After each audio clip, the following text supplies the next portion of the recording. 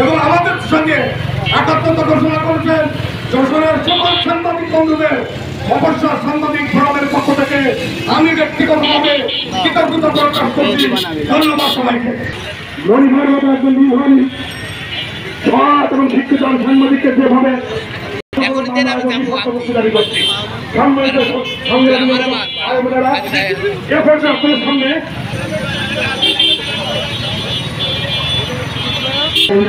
সমাজের প্রশ্ন এবং সমাজের ভাষার পরীক্ষিত পরিবেশ প্রতিবাদ রাখছে। একই সাথে আজকে অবস্থা লোকসভা রয়েছে আমরা প্রতিবাদী সংগ্রামী অন্যতম করেছেন। একজন সাংবাদিকের হাতে হাত করা করে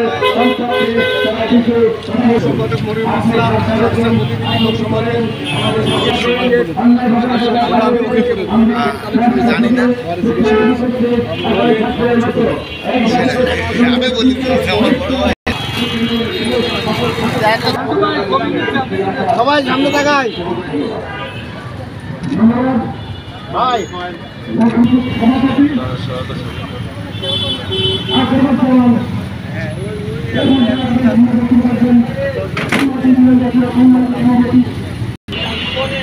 আপনারা জানেন লোকসমাজের প্রতিষ্ঠা লক্ষ্য থেকে সাংবাদিকতার সাথে যার পথ চলা আওয়ামী দুঃশাসনে যে জনপদের মানুষ নির্যাতন নিপীড়নের শিকার হয়েছিল,